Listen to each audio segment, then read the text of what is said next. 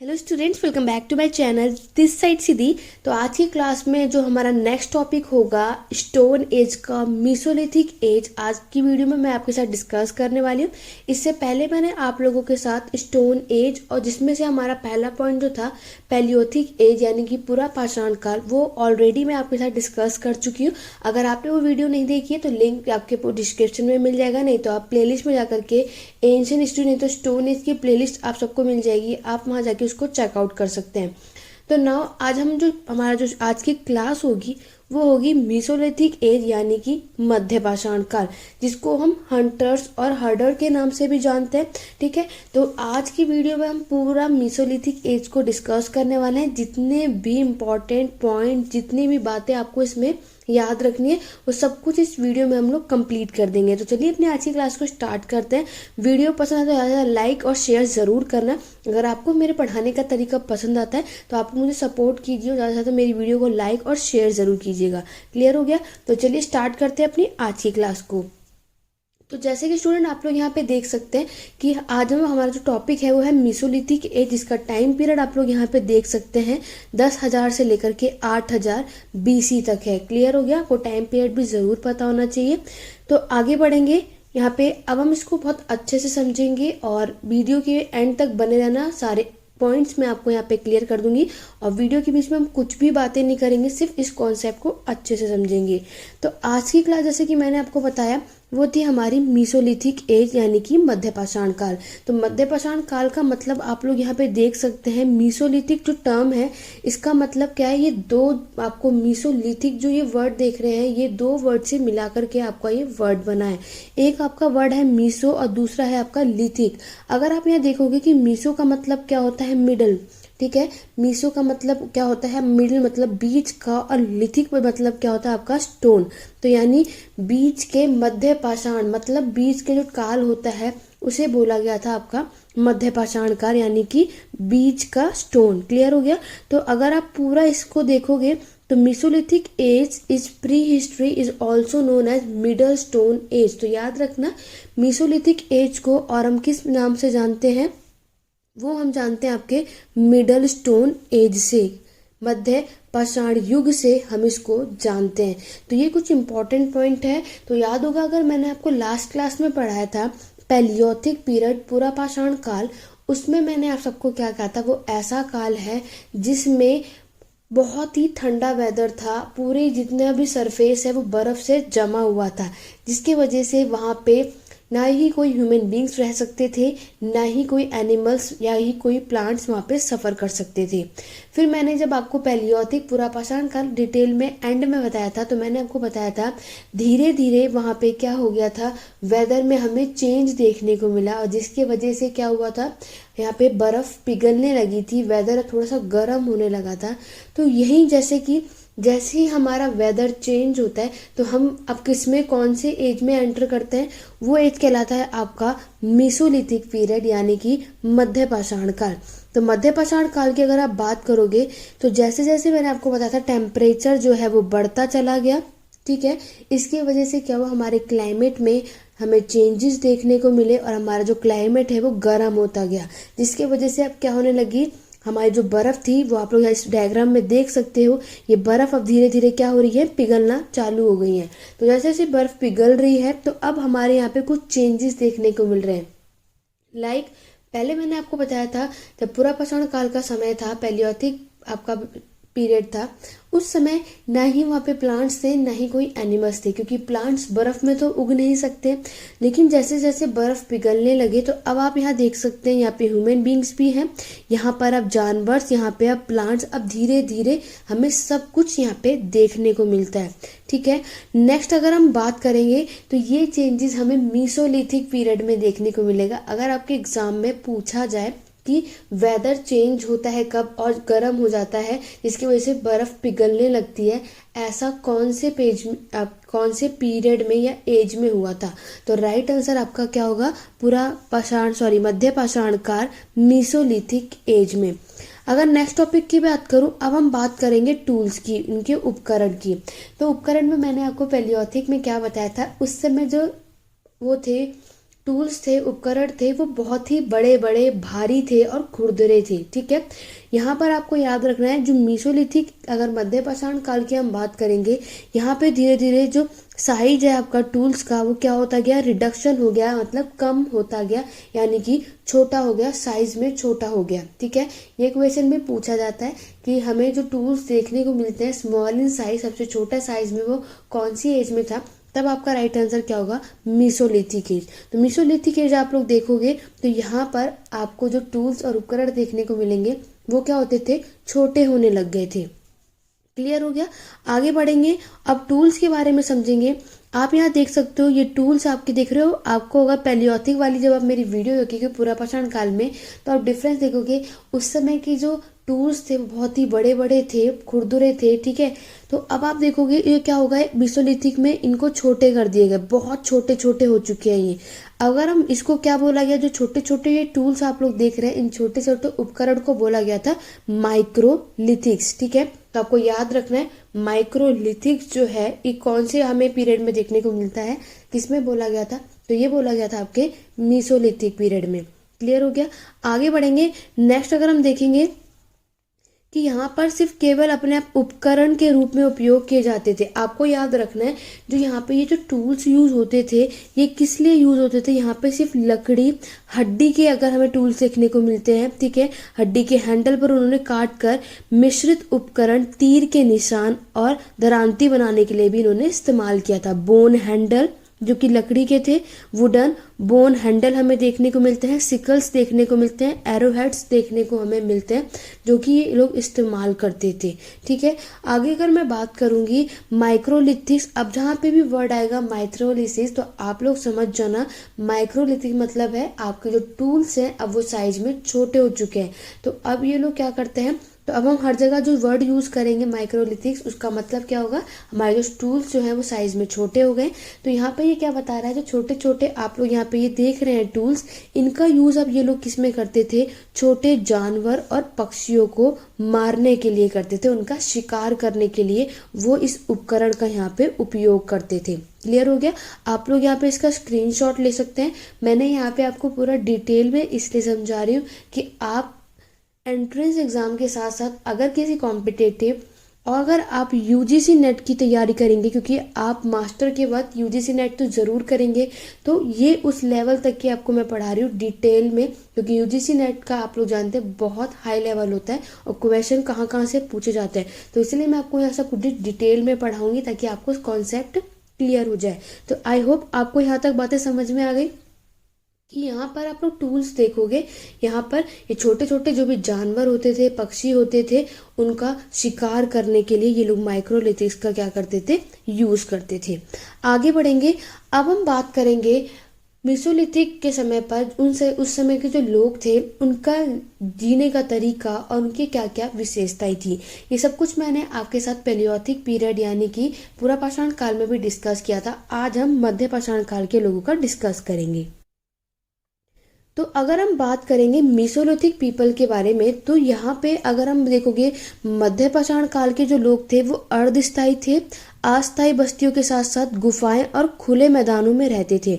इनका कहने का मतलब है कि जो मीसोलिथिक के जो लोग थे वो लोग क्या करते, सेमी परमानेंट थे, टेम्परेरी सेटलमेंट था, मतलब वो लोग परमानेंट नहीं रहते थे, वो लोग किसी गुफा में रहते थे, नहीं तो कोई खुले मैदानों में रहते थे। ठीक है, फिर जैसे ही वेदर में चेंज देखने को मिलता है, उसके बाद कोई प्रॉब्लम आ जाती है तो उसके बाद वो लोग चेंज कर देते, फिर वो किसी दूसरे प्लेस पे चले जाते हैं। अभी भी ये लोग परमानेंट नहीं हुए थे, अभी भी हम इन्हें माइग्रेटेड पीपल ही बोलेंगे, जो एक प्लेस से लेके दूसरे प्लेस घूमते हैं, इसीलिए इन्हें टेम्पररी सेटलमेंट बोला गया था।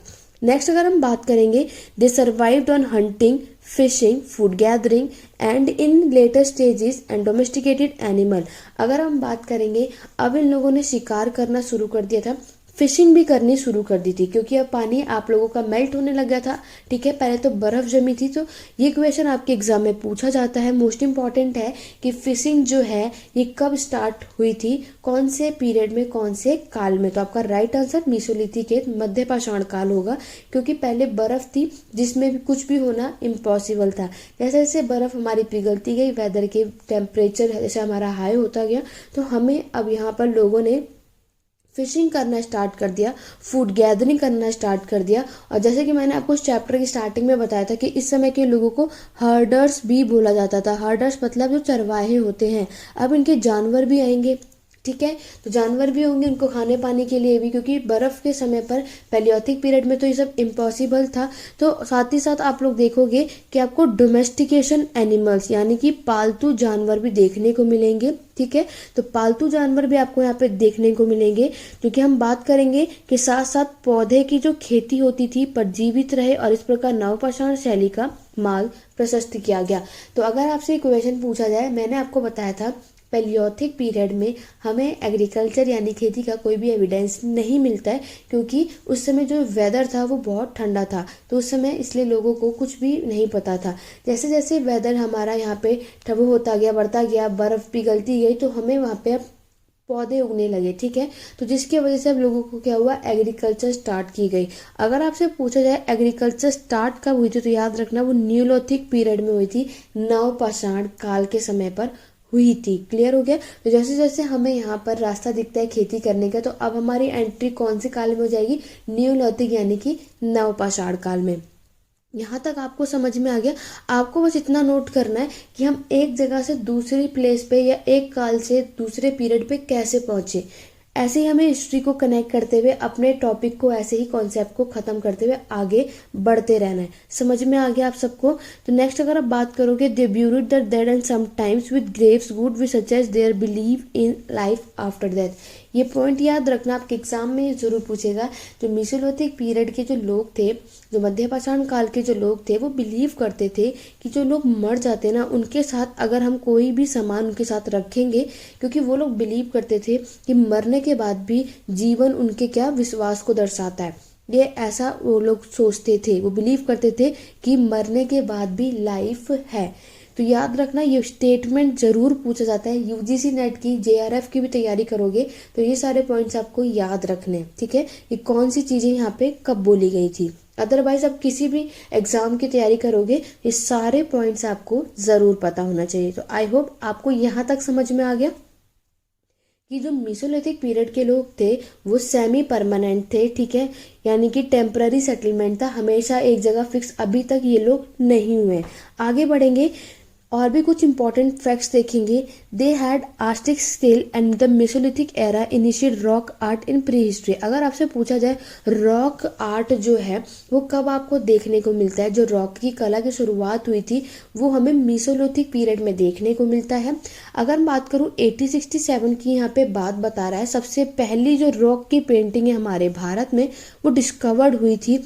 कहाँ पर वो डिस्कवर्ड हुई थी, आपकी सुहागी घाट में, कैमूर हिल यूपी जगह में। बहुत ही इम्पॉर्टेंट है, मैं आप सबको यही सजेस्ट करूंगी, क्योंकि इसी तरीके से आपके एग्जाम में क्वेश्चन पूछे जाते हैं। मैंने आपको यहाँ पे जितने भी यहाँ से जो आपका स्टोन एज है, पाषाण काल से जो आपका टॉपिक है, यहाँ से मैक्सिमम जो है इनके आपके साइड से ही क्वेश्चन पूछे जाते हैं। तो आपको ये सारी बातें याद रखनी है। मेरी एक भी पॉइंट, जितने भी पॉइंट्स यहाँ बनाए, कुछ भी स्किप मत करना, क्योंकि आपको ऐसे ही क्वेश्चन आपके एग्जाम में आपको देखने को मिलेगा।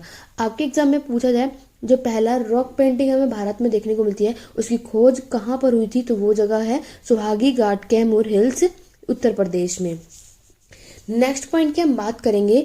उसके बाद भारत में अब 150 से अधिक हमें मेसोलिथिक रॉक आर्ट देखने को मिलते हैं, ठीक है। उसकी स्थलों की फिर खोज होती है, हमें और जगह भी देखने को मिलते हैं, जिसमें से अगर आप बात करोगे तो जिसमें हमारा और क्या क्या आता है, आपका आएगा सेंट्रल इंडिया, जैसे कि भीमबेटका की गुफा, आपने सबने देखा है भीमबेटका केव, जो कि कहाँ पर है, मध्य प्रदेश में है, एमपी में है, ठीक है। कारवेल, जरोरा एंड काथोपिया जो कि मध्य प्रदेश में है, ये सारी चीजें। और फिर सुंदरगढ़ एंड संभलपुर जो कि उड़ीसा में है, और फिर यूजोतो गुहा ये कि केरल में है। वेरी इंपॉर्टेंट है ये दोनों, आप लोग अच्छे से नोट्स बना लो। आप लोग जहाँ भी नोट्स बना रहे हो इस पॉइंट्स को जरूर लिखना। आपके एग्जाम में ये सब पूछा जाता है कि जितने भी मैंने आपको नाम बताए हैं, ये साइट्स बताई हैं, ये कौन से पीरियड की हैं और ये कौन सी जगह में हमें देखने को मिलता है, ठीक है। अगर आप लोग यूजीसी नेट का प्रीवियस ईयर उठाओगे तो आप लोग चेकआउट करना, आपको इन्हीं से क्वेश्चन आपको देखने को मिलेगा। तो आपसे पूछ लिया जाता है कि जो सुंदरगढ़ है और संबलपुर है ये कौन सी जगह में है, तो उसका राइट आंसर क्या है, उड़ीसा। और कौन से काल का ये साइट है, ये प्लेस हमें देखने को मिलता है, तो ये होगा आपका मीसोलिथिक यानी कि मध्य पाषाण काल का। इंपॉर्टेंट है, याद रखना। इस सारे पॉइंट्स मैं आपको साथ साथ बताती भी जा रही हूँ कि कौन सी चीज़ कहाँ पे आपको काम आएगी एग्जाम के लिए। अदरवाइज ये सारे ही पॉइंट इंपॉर्टेंट हैं। अगर आप यूपीएससी की भी तैयारी कर रहे हैं तो ये वीडियो आपके लिए भी बहुत ही ज़्यादा हेल्पफुल होगी। क्लियर हो गया? आगे बढ़ेंगे नेक्स्ट पॉइंट्स की तरफ। नेक्स्ट पॉइंट में अब हम बात करेंगे कि हमें रॉक आर्ट साइट पे क्या क्या देखने को मिलता है। हमें अब एनिमल डोमेस्टिकेट का जो सीन है उसके बारे में हमें इस रॉक आर्ट साइट्स पे देखने को मिलता है। जबकि अगर मैं बात करूँ, ये इंपॉर्टेंट पॉइंट है जो मैंने रेड से लिखा है, इंपॉर्टेंट है। No snake are depicted in Mesolithic painting. हमें जो मध्य पाषाण काल के चित्रों में किसी भी सांप का चित्रण नहीं किया गया है। आप जो मध्य पाषाण काल की जो पेंटिंग देखोगे उसमें स्नेक के बारे में हमें कोई भी जानकारी नहीं मिलती है। Also certain rock painting give ideas about the development of religious practice along with reflecting the division of labour on the basis of gender. ये कह रहे हैं साथ ही साथ हमें कुछ रॉक पेंटिंग में लिंग के आधार पर श्रम के विभाजन को प्रतिबंधित करने के साथ साथ धार्मिक अभ्यास के विकास के बारे में भी विचार देती है। तो यहाँ पे आप पेंटिंग देखोगे तो वो हमें क्या करती है, रिलीजन यानी कि धार्मिक के बारे में, जेंडर के बारे में, इन सब के बारे में भी ये हमें यहाँ से पता चलता है। किसमें, जो मेसोलिथिक के हमें रॉक आर्ट आपको देखने को मिला है। जैसे कि आप ये रॉक आर्ट देख सकते हैं आप लोग यहाँ पे, ठीक है। तो यहाँ पर आपको, यहाँ पे मैंने पहले बताया, यहाँ पे हमें कोई भी सांप का चित्रण नहीं देखने को मिला है। जो भी मेसोलिथिक में हमें रॉक आर्ट पेंटिंग देखने को मिलती है। क्लियर हो गया? आगे बढ़ेंगे। नेक्स्ट वेरी इंपॉर्टेंट है भीमबेटका की ये केव पेंटिंग। जैसे कि आप लोग देख सकते हैं, मोस्ट इंपॉर्टेंट है, एग्जाम में पूछा जाएगा। जैसे कि मैंने आपको बताया भीमबेटका कहाँ पर है, मध्य प्रदेश में है। भीमबेटका की पेंटिंग के बारे में आप सबने सुना है। तो भीमबेटका की पेंटिंग के बारे से हमें क्या पता चलता है, अलग अलग जानवरों का शिकार किया जाता था और उसके लिए पुरुष और महिलाएं, मतलब कि मेल और फीमेल दोनों ही शिकार करने साथ साथ जाती थी। ये बात हमें कौन से पेंटिंग में पता चलती है, तो वो है आपकी भीमबेटका की जो साइट्स है, भीमबेटका की केव पेंटिंग से, जो गुफा की है, वहां से ये बात हमें पता चलती है। साथ ही साथ हमें देखने को मिलता है कि ये शिकार के साथ साथ वे क्या करते थे, हंटिंग के साथ साथ ट्रैपिंग करते थे, फंसाने का काम, मछली पकड़ने का काम, फिशिंग करते थे, डांसिंग करते थे, ठीक है। और प्लांट फूड कलेक्शन यानी कि प्लांट के जो फूड है उसको क्या करते थे, इकट्ठा करते थे। ये सारी की सारी चीजें आपको इस भीमबेटका की पेंटिंग में देखने को मिलेगा। क्लियर हो गया? मैं आपको जूम करके ये पेंटिंग दिखा सकती हूँ, आप इस पेंटिंग को जरूर देखो। यह पेंटिंग आप लोग देख सकते हैं, ये मध्य प्रदेश में, आप लोग चाहें तो कभी देख के ज़रूर आना। तो ये इम्पॉर्टेंट चीज़ है। तो ये भीमबेटका को मैंने अपने स्पेशल से अलग से पॉइंट ज़रूर पढ़ा है क्योंकि यहाँ से सबसे ज़्यादा क्वेश्चन पूछे जाते हैं। तो भीमबेटका की साइट मध्य प्रदेश में है, याद रखना।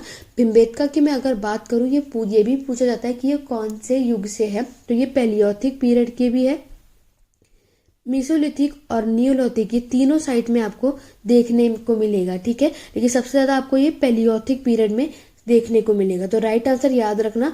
और साथ ही साथ मैंने आपको ये भी बताया था, आपके एग्जाम में पूछ लिया जाए कि पैलियोथिक, मेसोलिथिक और नियोलिथिक, पुरापाषाण काल, मध्य पाषाण काल और नवपाषाण काल में से सबसे लंबे पीरियड, सबसे लंबा काल जो था वो किसका था, तो राइट आंसर क्या होगा आपका, पुरापाषाण काल। सबसे लॉन्गेस्ट पीरियड था, सबसे लंबा जो समय चला था वो पैलियोथिक, पुरापाषाण काल का चला था। क्लियर हो गया? तो यहाँ तक आपको मैंने बताया कि मेसोलिथिक में हमने देखा कि अभी मैं आपको 2 मिनट में जितना अभी तक हमने पढ़ा है शॉर्ट में आपको बता दूं, समरी में हमने क्या पढ़ा। मेसोलिथिक पीरियड में, मध्य पाषाण काल में हमें देखने को मिलता है कि लोगों ने अब यहाँ फिशिंग करनी शुरू कर दी थी क्योंकि वेदर अब हमारा गर्म हो चुका था, बर्फ पिघलने लगी थी। अब हमें यहाँ पे कुछ ग्रीनरी दिखने को लगी। जैसे ही हमें ग्रीनरी दिखने को मिलती है, अब लोगों के दिमाग में अब खेती का कुछ आइडिया आता है, जिससे अब हमारी एंट्री किसमें होगी, नियोलिथिक पीरियड में हो जाती है, ठीक है, नवपाषाण काल में। लेकिन हमने मेसोलिथिक में क्या पढ़ा, अब हमने फिशिंग करने लोगों ने शुरू कर दिए, हर्डर्स, चरवाहे भी हमें देखने को मिलते हैं, ठीक है। शिकार तो वो पहले भी करते थे पैलियोथिक पीरियड में भी। अब लोग यहाँ पर पहले जो हमने पढ़ा था पुरापाषाण काल में, वहाँ हमने देखा था कि लोग वहाँ पे स्टे नहीं कर सकते थे just because of cold weather की वजह से। अब लोग यहाँ पे परमानेंट सेटल तो नहीं, टेम्पररी सेटलमेंट हुए थे, ठीक है। कुछ समय के लिए वो एक जगह पे रहते थे, बाद में वो मूव कर जाते थे दूसरे प्लेस पे। फिर हमने देखा कि मेसोलिथिक पीरियड के जो लोग थे, उनके उपकरण, उनके टूल्स अब धीरे धीरे क्या हो गए थे, छोटे थे, जिनको हम माइक्रोलिथिस के नाम से जानते हैं। तो वहाँ वो उस उपकरण का यूज छोटे जानवरों और पक्षियों को शिकार करने, उनको मारने के लिए वो उसका उपयोग करते थे।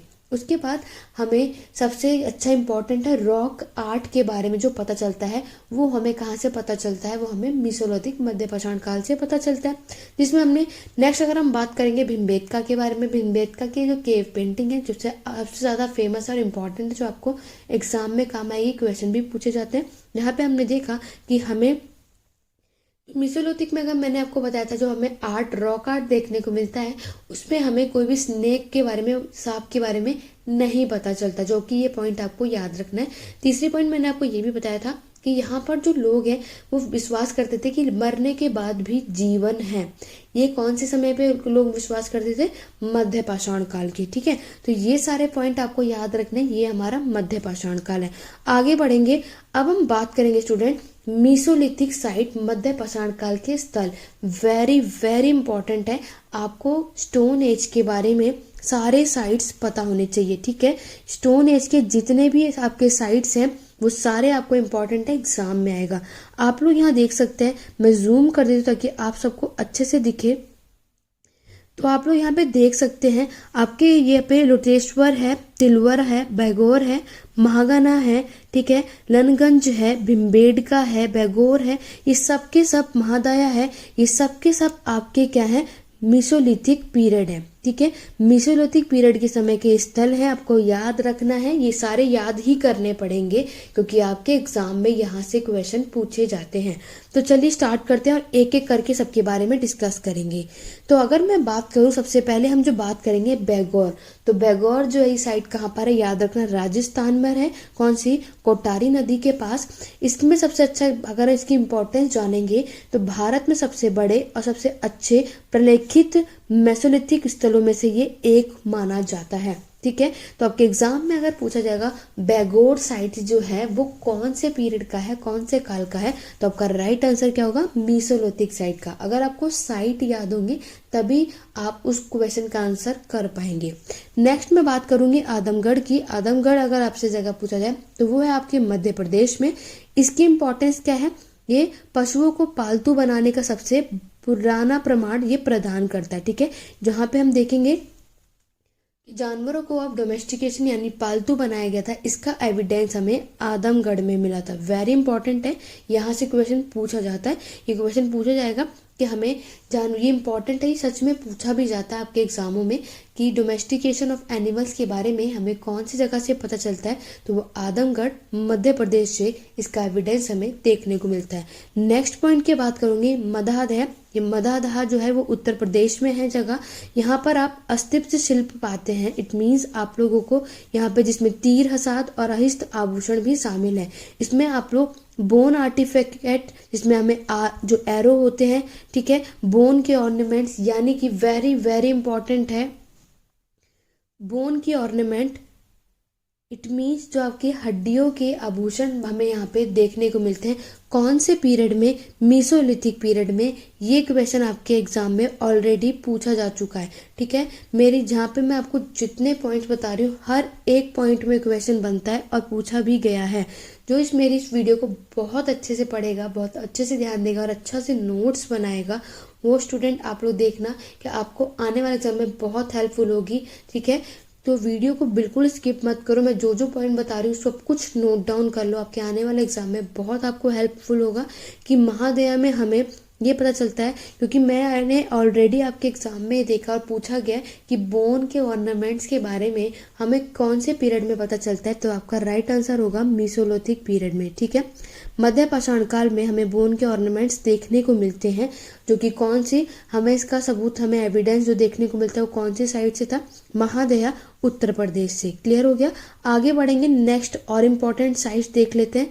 अब मैं आगे बढ़ेंगे, नेक्स्ट जो आपका है लंगनाज। लंगनाज आपका कहाँ पर है, गुजरात में, जिला जो है महसाणा और मिर्जापुर के कैमूर क्षेत्र में है।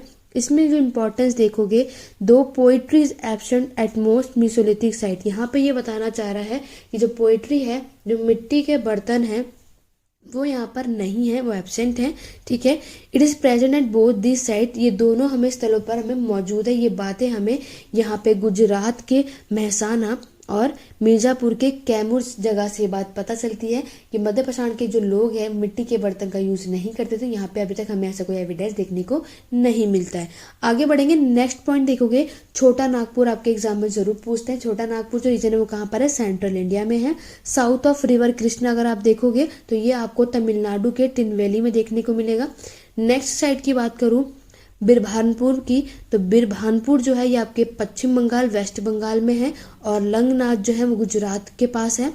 नेक्स्ट साइड देखोगे सराई नहर राय, तो सराय नहर राय जो है वो इलाहाबाद प्रतापगढ़ क्षेत्र के पास है। ठीक है। तो ये कुछ इंपॉर्टेंट साइट्स थी जो आपकी मीसोलिथिक मध्य पाषाण काल के लिए इम्पोर्टेंट है। आपको ये सारी की सारी याद कर लेनी है और इसका स्क्रीनशॉट ले लो, चाहे तो वापस वीडियो को देखो। और मीसोलिथिक के अगर आपने इतने पॉइंट्स कर लिए, इससे बाहर आपके एग्जाम में कुछ नहीं पूछेगा, सफिशिएंट होगा आपके एग्जाम के लिए। जितने भी इम्पोर्टेंट पॉइंट थे वो सब कुछ मैंने आपको इस एक ही वीडियो में कवर अप करा दिया है। तो ये वीडियो आपके लिए बहुत ही ज़्यादा हेल्पफुल होगी। स्टूडेंट, अगर आप लोग इससे रिलेटेड आपको इसका कॉन्सेप्ट बहुत अच्छे से समझ में आ गया और आपको इसके क्वेश्चंस करने हैं, तो मैंने आपको नीचे लिंक दिया है। जब आप डिस्क्रिप्शन में जाओगे, सबसे पहला लिंक आपको दिखेगा मेसोलिथिक पीरियड के इंपॉर्टेंट क्वेश्चंस। तो इसके क्वेश्चंस आप लोग वहां जाके कर सकते हैं। ठीक है। जिस भी तरीके से मैंने वहाँ पे आपको क्वेश्चंस कराए हुए हैं, तो आप वहाँ जाके देख सकते हैं। क्योंकि बहुत से स्टूडेंट होते हैं क्वेश्चंस नहीं देखते हैं, क्योंकि सबके मुझे कहते हैं कि मैम हम इतना टाइम नहीं मिलता था कि हम ये देख पाए, तो हमें आप PDF प्रोवाइड करा दो ये। तो मैंने आप लोगों के लिए यही एक सोल्यूशन ढूंढा है, मैंने ऑलरेडी लिख रखा है। तो आप जाके उस क्वेश्चन के आंसर वहाँ देख सकते हैं और आप देखो कि आपने इस टॉपिक और कॉन्सेप्ट को पढ़ने के बाद आप उन क्वेश्चन को कर पा रहे हैं या नहीं। ओके। तो स्टूडेंट, ये था आपका आज का पूरा इंपॉर्टेंट मीसोलिथिक पीरियड मध्य पाषाण काल के बारे में। तो आपका मध्य पाषाण काल यही होता है खत्म।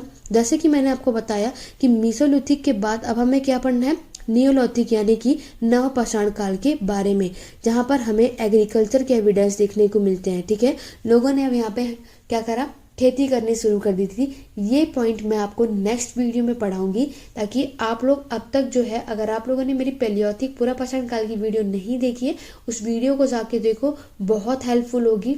उसको देखो, मीसोलिथिक का ये पीरियड जो ये मैंने आज की वीडियो कराई है, इसको देखो। देन हम बात करेंगे नेक्स्ट वीडियो में नियोलिथिक नवपाषाण काल के बारे में, इसकी इंपॉर्टेंस बताऊंगी। और फिर मैं आपको इन तीनों में, पैलियोलिथिक, मीसोलिथिक और नियोलिथिक, इन तीनों में मैं आपको डिफरेंस बताऊंगी कि हम पहले क्या थे और अब नियोलिथिक से आते आते हमें क्या डिफरेंस आ चुका है। ठीक है। तो आपको ये कॉन्सेप्ट हम सारा क्लियर इसी चैनल पे होगा। हिस्ट्री से रिलेटेड आपको प्रॉब्लम और कोई भी नई प्रॉब्लम आपको आने वाली है, मैं आपको इतना डिटेल में यहाँ पे पढ़ा रही हूँ कि आप किसी भी एग्जाम की तैयारी कर रहे हो, UPSC की भी तैयारी करेंगे, तो भी ये वीडियो आपके लिए बहुत ही ज़्यादा हेल्पफुल है। ओके। तो अगर आप लोग चाहते हैं कि आपको कोई भी डाउट, कोई भी क्वेरी है, तो टेलीग्राम चैनल का लिंक डिस्क्रिप्शन में दे रखा है, आप जाइए, जुड़ जाइए, उन दोनों टेलीग्राम चैनल को ज्वाइन कर सकते हैं। एक में हम आपको कोई भी क्वेरी, कोई भी डाउट होते हैं वो हम डिस्कस करते हैं, दूसरे में आपको हम वहाँ पे कुछ क्वेश्चन डिस्कस करते हैं, प्रैक्टिस करते हैं। ठीक है। टेलीग्राम, और अगर चैनल का जो भी हमारे चैनल पे वीडियो आती है उसका लिंक वहाँ शेयर करते हैं। तो और जितनी भी इंपॉर्टेंट चीज़ होती है मैं वहाँ पे आपके साथ शेयर करती हूँ। तो उसके लिए आपको मेरे चैनल पे, मेरे टेलीग्राम चैनल पे जुड़ जाइए। तो आज का क्लास आपको कैसा लगा, आपको कॉन्सेप्ट समझ में आया या नहीं, ये सब मुझे कमेंट करके ज़रूर बताइएगा स्टूडेंट। तो आज की क्लास में बस इतना ही। वीडियो पसंद आई, अगर मेरा कॉन्सेप्ट, मेरी क्लास अच्छी लगी आप सबको, तो लाइक करो, ज़्यादा से ज़्यादा शेयर करो। मेरे चैनल को फर्स्ट टाइम मेरी वीडियो देख रहे हो तो मेरे चैनल को सब्सक्राइब करो, बेल आइकन जरूर प्रेस करना, ताकि आने वाली वीडियोस को आपको अपडेट मिलती रहे। आपको रात के 10 बजे मेरे चैनल पे हमेशा वीडियो देखने को मिलेगी। रात के 10 बजे आप लोग तैयार रहिए। ठीक है। हिस्ट्री का ये चैनल है, आपके लिए बहुत ही हेल्पफुल होगा, उसके लिए आप इस चैनल पे हमेशा के लिए बन जाइए, ठीक है। तो आज की क्लास कैसी लगी, आज का कॉन्सेप्ट क्लियर हुआ है नहीं, मुझे कमेंट करके ज़रूर बताइएगा। तो चलिए आज की क्लास में बस इतना ही। Thank you for watching.